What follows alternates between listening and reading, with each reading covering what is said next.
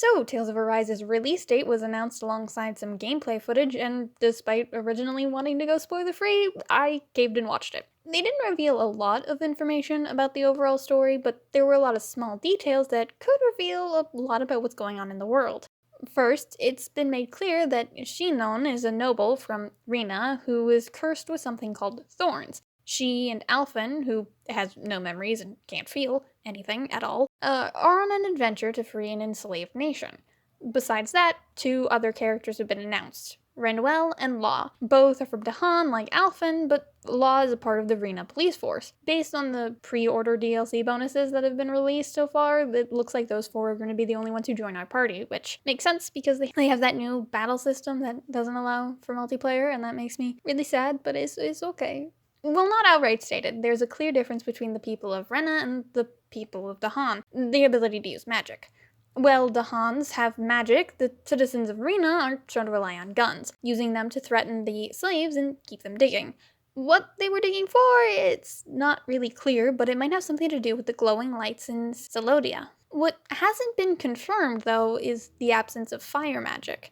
Winwell confirms that her ancestors used to be known as mages, and she's the main magic user of the party, aside from the healing that Shinon seems to be able to do. And yet, she doesn't have any fire-related spells. In fact, in the arts exhibit, only Alphen has access to fire attack, and to do it, he switches from his sword to the fire rod that he pulls out of Shinon. This means that Shinon has two things that makes her special, the fire rod and her ability to heal. We also know that her curse, Thorns, causes anyone she touches to feel pain. It would make sense then that the fire rod would be connected to her curse. After all, you should never touch fire. That would also explain why only Alphen would be able to use the rod. Since Alphen can't feel pains, Thorns wouldn't affect him.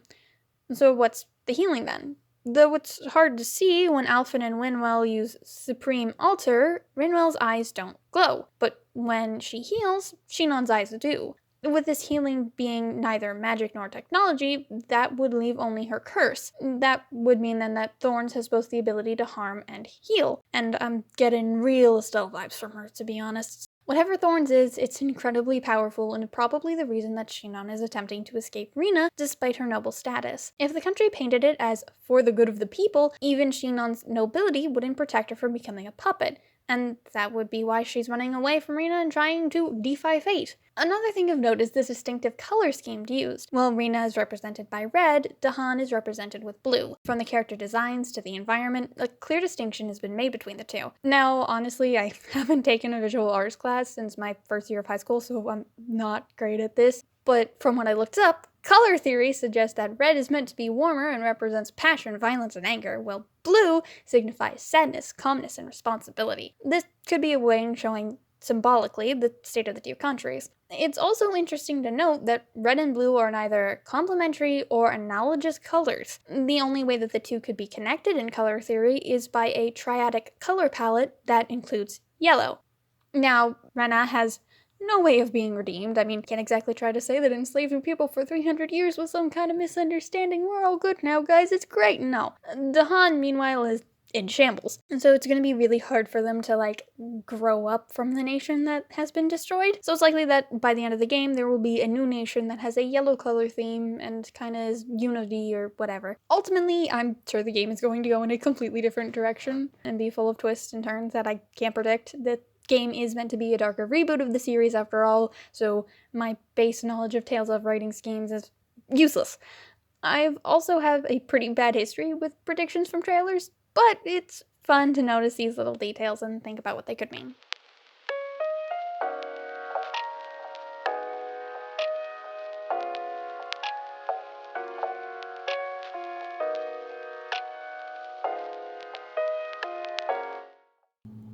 Why are they so loud? What are they doing? What are they doing out there? They're mowing a lawn with a giant tractor. What the hell? This is not that big of a lawn.